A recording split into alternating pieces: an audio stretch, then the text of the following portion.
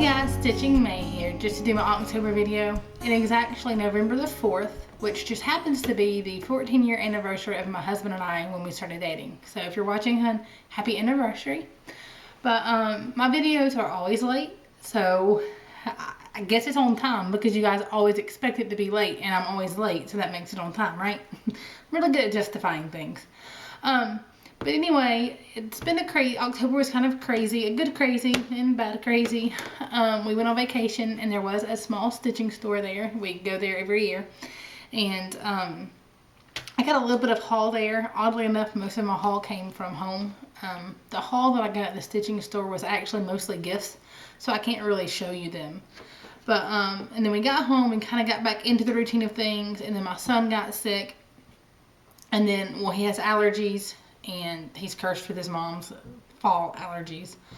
And then he got an ear infection from the allergies. He was running a fever, and that's the first fever he's had since he's been home from the hospital. And anyway, he's much better now on antibiotics, feels much better. Ear pain's already gone.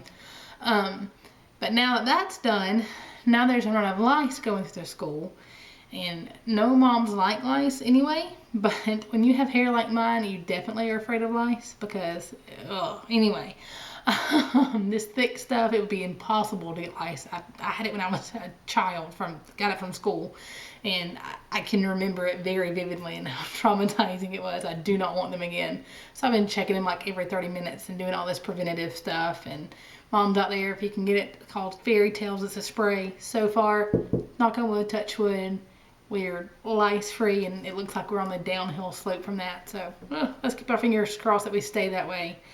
And then I've been trying to kind of wait for a sunshine day, but I think the sun has left Georgia. I don't think it's going to come back.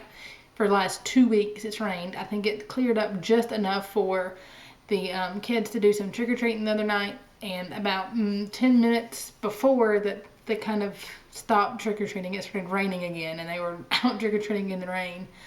But I finally gave up waiting on the rain, or waiting on the sun, waiting on the rain to go. But then tonight, or earlier this afternoon, I tried a video with my son here, and well, that did not work. You'll have got some really interesting bloopers for you guys to watch at the end of this video. And so it's just been kind of crazy trying to get to video. But I am here now, and I do have a lot to show you. I've got 3 new starts. 2 of those are finishes. One of them is a fully finished object. And then I have some whip progress, and then I have way too much haul. I have a sponsor too. Her name is Lori, Organic Granny, and she's no good. Just like her sponsor, which is me, is no good. We don't do well for each other. But I'll show you my haul, and then I do have one little thing to kind of show you first. It's not related to that at all. Somebody, I want to say it was one of the male stitchers on Instagram, posted at some point saying that they did not like the Tacky Bobs because they were all too girly, like, you know, the designs were too girly. So I was going to show you kind of what I did just in case they watch the videos, to where maybe this will help them, maybe it'll help one of you guys. I don't use the Tacky Bob. I actually use, it's made by Beadalon, B-E-A-D-A-L-O-N, B-E-A-D-A-L-O-N. It's called a tacky mat. I got it in the beading area of Hobby Lobby. It was not with like the cross stitch stuff. You can get this on Amazon, but I think they're like twice as much as they are in the store. And then if you use your 40% off coupon, it's even better, from Hobby Lobby. And it comes in a sleeve with 2 little pieces of plastic on it. I've never seen a stitchy bob, but I imagine from what I've seen that they feel pretty much the same. This reminds me, if you've ever seen those little lint rollers that you can wet and then clean it off and reuse. This kind of reminds me of that, except it's, excuse me, I got the hiccups, flat and a pad. And what I do is whenever I'm done with this, it's got lint and floss all over it, you just wash it and use it again. You'll see in the video my son earlier was running around the house playing with this, and I just washed it off and it's good to go. I keep this just in my little box of beading supplies, my very small box of beading supplies. And when I use it, I usually stick it to the top of the bead case that I have. I have the same bead case that I think Lovely Array has shown. I know Organic Granny just recently showed one. I think Cross Stitch Joel has one, but I don't know if she has shown it on a video or not. But several people have gotten it, you know, the 72 whatever, the little bitty tiny cases, that thing. It's got that little removable lid, and I'll stick this to it. Or I realized today that I've got this Iris box. This is their little photo box that I usually use for my stitching tools in my whip boxes. But you can also stick this to the lid because it does stick if you can line it up properly. And then kind of like a Stitchy Bob. I can keep my scissors or whatever in here, and there you go. But like I said, you just wash it off and reuse it as much as possible. It's pretty tough. I did buy one time that was on a clearance rack. When I opened it, it had melted. I don't know what they had done to that thing, but it had melted. I took it back even though it was on clearance, and they didn't give me my money back. But that's really that. That was, you know, that was just kind of a public service, I guess. Just to kind of show what I use because somebody had asked about it. But I'll start in with my 3 new starts first. I'll start in with my finished object, but it's not fully finished. And this is actually for my son. It is Zombie Loaf by the Frosted Pumpkin Stitchery. This was kind of a last minute start. I did not call my sponsor before I did this one. And, whoops, it's falling all around. I know that I used a lot of variations in this. I did not use anything that the pattern called for, except for maybe the black and the tongue. That's about it. Everything else was just from my stash. I can't even tell you what numbers they are or what colors they are. I do know that black and white was a DMC. I don't know if they even make that anymore because it was from one of the lots that I got. The main color of the pumpkin was an Artiste, which is I think the Hobby Lobby brand of floss. And somebody pointed out that on Cross Stitch and Discuss that it kind of looks like Dumbo or either an onion. And now that I've seen that, that's all that I can see. But that's that. I'm going to frame it myself. He calls it the zombie pumpkin. I call it, you know, zombie loaf, which is the technical name. But there that is. And then my other new start, finished and fully finished object is for the Ornament Exchange for the retreat that I'm going to next month. If you're going to a retreat next month that's doing an Ornament Exchange, please look away. I think Danita, or is it Denisha? I always say your name wrong, is going to that retreat. So if you don't want to see my ornament, look away. It's nothing special. Plus it'll be wrapped, so I don't know that you'll see it anyway. But this is the item. This is, I've started a Mill Hill kit before, but this is the first one I've actually finished. And it was kind of simple to do. It was my first time using perforated paper, and Lori talked about one that she was doing and how she wasn't getting good coverage. This is actually 2 threads, and it's supposed to be a 14 count perforated paper, and I got a lot better coverage than she was getting. So I think there was something the matter with her perforated paper. Cutting it around, fussy cutting it was kind of hard. And then the beading with 2 strands of DMC, the beads felt awesome and very secure. However, threading the beading needle with 2 strands of DMC was not fun. That was pretty bad. On the back, I just put some felt on it, nothing fancy. I just glued it with Eileen's tacky glue because it dries clear and it is water soluble, so if I needed to, I could get it off. But, and then I just strung the beads myself, and that's that. I'm hoping this is adequate for a ornament exchange. I've never done an ornament exchange, so I'm hoping like I don't get there and everybody else's is like, you know, a true real ornament, and I don't know. I'm just kind of nervous.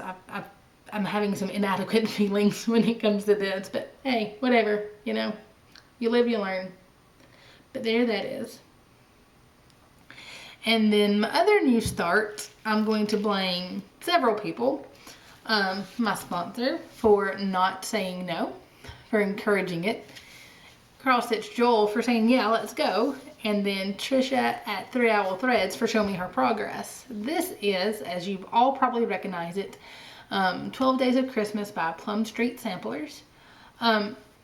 Ildy and I had planned to do this as a sal, just together. We weren't going to make a huge sal out of it, not a group sal, just us 2. We're going to do this, and we're going to start in January, and we're going to do 1 day at a time for 12 months, so it would be done by Christmas.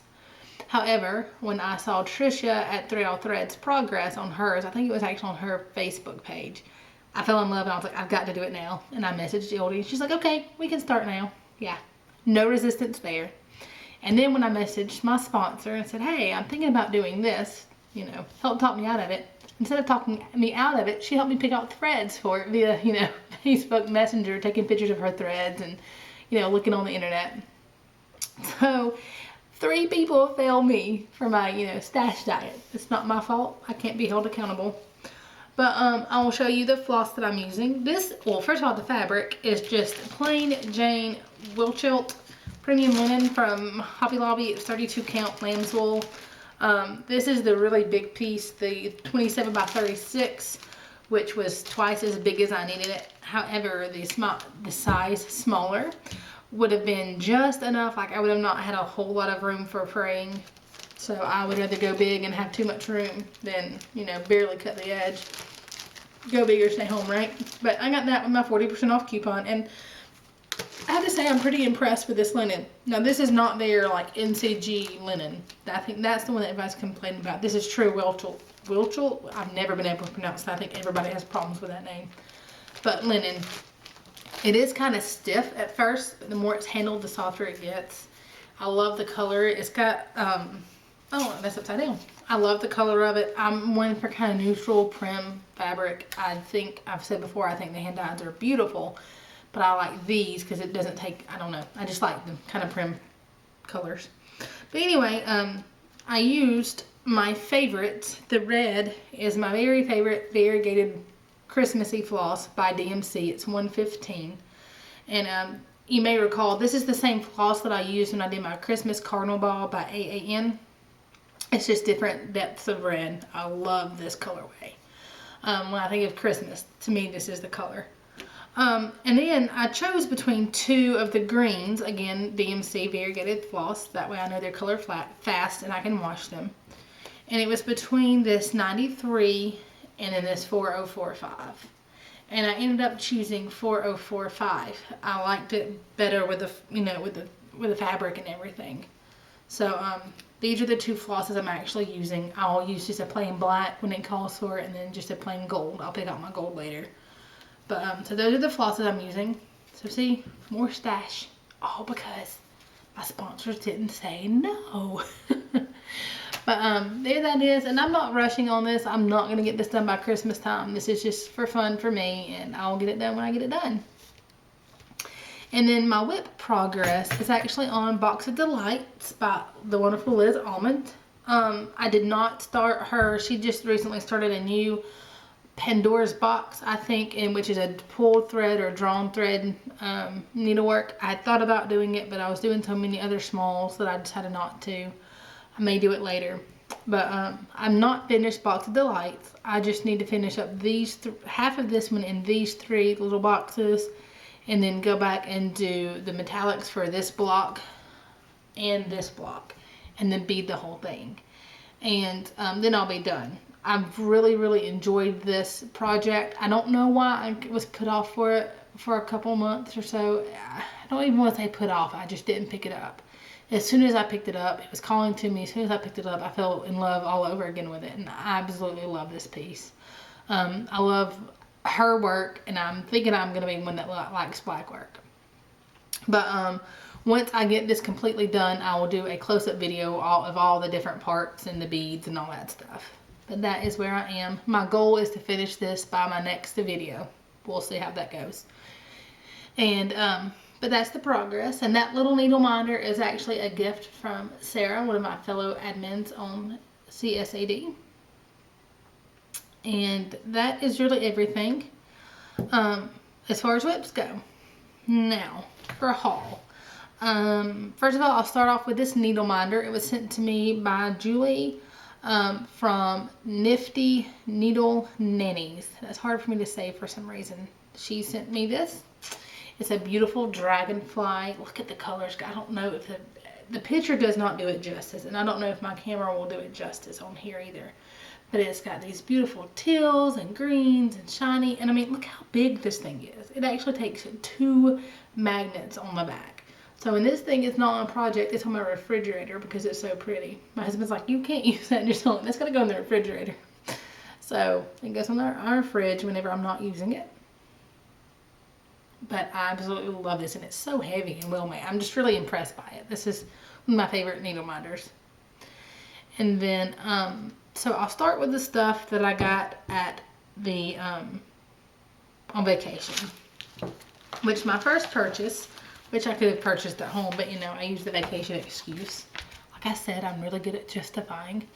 Was this Just Cross Stitch. It's the October issue. It is not the Halloween issue, but it's the October issue. And I just fell in love with a few of the designs in here. So I gotta figure out. I liked the breast cancer awareness ones. Yeah, I should have marked them. But there are a bunch of little cute designs in here. A bunch of little smalls. I think I'm going to eventually make a Halloween tree with some small ornaments like that pumpkin that I made last time. Maybe even eventually the little zombie pumpkin. And maybe some of these smalls out of this one. And another magazine that I got. Just, I've seen the little Halloween ornament trees. I really like them. I think I'd like to make one. We'll see if I ever get through that. And then I got some freebie patterns that I can't show you because it's just the patterns, but some of them are mirabilias. Oh. And, but I got some freebies from them. And then I did pick up some Bowen needles. I've never tried the Bowens, and I just found these. I need to get them, leave these out where I can stitch with them tonight. See how I like them. People seem to make a big fuss about these, so I'll try them and see if I like them. And then I got this Karen collection water lilies, and I'm kind of worried about this because this is supposed to go with Tree of Hope. I know there was a mistake between 123 Stitch and the actual pattern. I don't know who was wrong, if it was the pattern or if it was 123 Stitch. I know that the pattern lists 224, and this is 244 Olive Grove. Olive Grove is what 123 Stitch lists as what you need. I'm hoping they are correct and the pattern is wrong. Because if not, this silk was purchased and I don't really need it. Other than that, it is pretty. So I'll find something to use it for. But I'm hoping that I needed Olive Grove. I know Mackenzie, the lovely array, has mentioned that before. I'm hoping she can clarify, and I'm hoping that I needed Olive Grove and not the one that is listed on the pattern. We'll see how that goes. But I got this pretty Olive Grove silk. And God, the silk, so I'm so glad that I was talked into actually doing the silks. I was going to do the cottons equivalents. I was going to get the water lilies, but do the cottons. I'm sorry, the Karen collection, but the water, the Karen collection, but the cottons. But instead I did get the silks, and I'm glad that I did. And then my favorite haul from my vacation was this. This is a Mill Hill Treasure. Is it 13025? This is required for my silver dragonfly. However, 123 Stitch does not carry this. Apparently they don't make this anymore. The only place I could find this was Australia, which was going to cost like 3 times as much for shipping for this small item than the actual item cost. When I was in the little needle workshop up there, I said, hey, by any chance do you have this Mill Hill number? This was the only one she had, the very last one. So I purchased it, and I am hiding it and locking it up and keeping it secure because I don't want to lose it. And it's such a simple, it's a, I know what it's called. It's the one that's kind of diamond shaped. I don't even know. I can't think of the name of it. But it's just a teal simple bead that I probably could have found in a jewelry aisle if I absolutely needed to. I could have probably found a substitute, but I wanted to stitch it with what it called for. So I'm so excited that I found these small pieces of gold. But that's all that I purchased for me on the trip as far as cross stitch stuff goes. Okay, now back home to the stuff I got at home. I'll start with a Hobby Lobby clearance haul that I got. And not very good. Not very good at all. I didn't call my sponsor for this one either. But this was not on clearance, but I got it because I was using all these variations and I love them. And this is just a little book of patterns that you use the variation floss for. And I think it was $1, but I got that. It's got 6 different patterns, nothing fancy. And then I also got this kit for my niece who I don't know if you remember, but when I stitched my Dr. Seuss for my son, I kind of showed her how, I said that I had shown her how to stitch. So I got this to see if maybe she wanted her own kit. But I thought it was cute, something kind of simple for a kid to do. It was like $1. And then I got this for myself. I've had this kit in the past. I absolutely love it because it's got dragonflies and daisies, and it's a dimensions. It's not a dimensions gold, but it is a dimensions kit. And I've had this before and I messed it up. I don't even know how bad I went off. And I was gonna re-kit it. However, it was on sale for $4, and that's less trouble and less money than I could have re-kitted it for myself. So I got this one again to where I can try it again, because I do absolutely love this kit. Plus it's got the Beatles, Let It Be. I just love this kit. I don't know when I'll do it because I don't really want to try it and mess it up too, so we'll see. And then I got some different flosses. Some of these, all of these I think are Artiste brand, which is actually the Hobby Lobby brand of floss. But I got it just for extra floss. I got some metallics. These were like 42 cents. I got some different pearl cottons. And like Lori said in her last video, that pearl cotton, one strand of pearl cotton, especially the size of pearl cotton, is the same as one or two strands of the floss. So I got a few of the pearl cottons. So those were pretty. I don't know what I'll do with them, but I got a few of them. These were like 46 cents. And then I got some random variation threads and some more metallics. But that's what I got. Just a bunch of different little threads. I think some of these were like 20 cents, you know. And then I got some beads.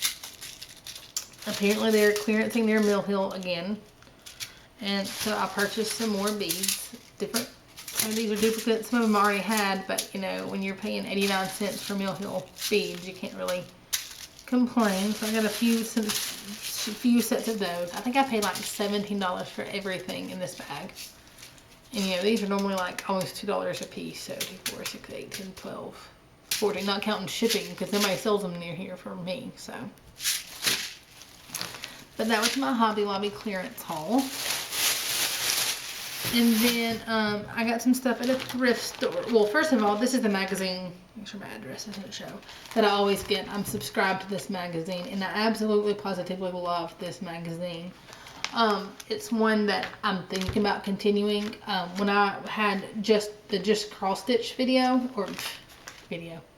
subscription, there were very few patterns that I was like, hey, I really like that pattern. Like, there were several magazines that I couldn't really find anything that I liked. Nothing against the magazine.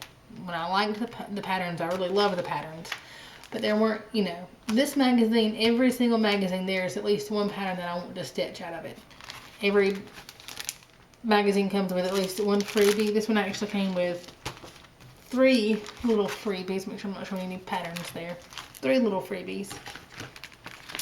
And I'm really thinking about renewing this magazine because I have another discounted, you know, year or whatever because of me being a previous subscriber. So I'm really impressed. This is the one that also had some let's see if I can find them. Some more little small Halloweens. Got that little haunted house and the pumpkin and the ghosts. Those are kind of big. Let's see what else we got. There were some more small. Oh, here they are. All these little smalls. So I'll probably do some of these for the Halloween tree when I ever do my Halloween tree. If I ever do a Halloween tree. And then I got some of these at, I'm going to cover up addresses because I don't know who these people are. I got some of these at a thrift store near me. They were 77 cents a piece. They all have something in there that I kind of liked. So, you know, couldn't turn down a whole magazine for 77 cents. And then there's this one. Let's see, this is it's Leisure Arts for the Love of Cross Stitch, July 1991. Leisure Arts for the Love of Cross Stitch, September 1989. There are some interesting fashions in this. Let me see if I can find the one that cracked me up. I told my husband that I was going to make it and wear it. He didn't agree. Oh, wait. First of all, this is the one. This is the pattern that I loved in here. Was this pumpkin patch? Isn't that cute? I don't know why I'm in a big Halloween mood lately, but I have been. Let's see. I really want to find that picture.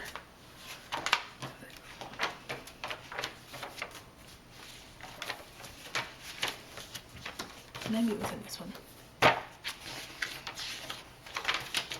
Oh, I can't find it. I should have marked it.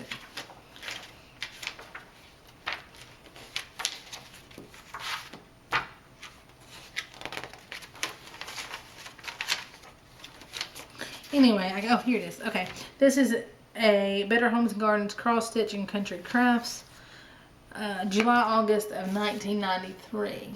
Now this is the outfit that I told my husband that I was going to make and wear. I think it would look stunning. Oh, I feel bad, this little kid. But look at that dress. Look at all that frilly and floral.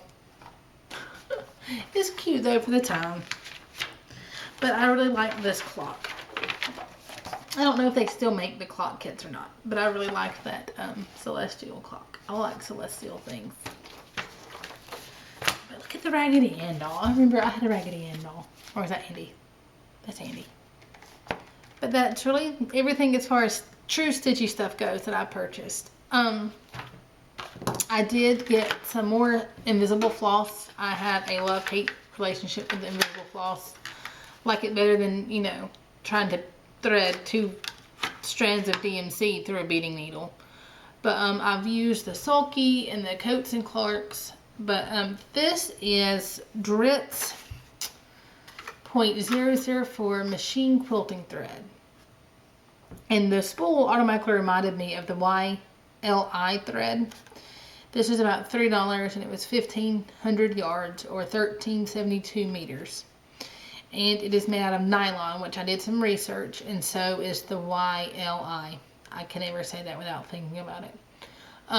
The Coats and Clark, Coats and Clark, and then the Sulky are both nylon. Wait. No, what are they? They're rayon? I don't know. I know this one is nylon though. And it's, maybe it's poly something. But this one is nylon and it's a lot softer. It feels like real yarn to me instead of like the really stiff. I know you can't see it because it's invisible and it's supposed to be. I don't know. Yeah. But it's really thin, really soft. I tried to thread it earlier and it already threads a lot easier than the Sulky does or the Coats and Clark. What I'm probably going to do is, because it doesn't have the little secure thing, because it's for a sewing machine, I'm probably just going to masking tape, you know, my end to the bottom to where I don't lose it each time I'm not using it.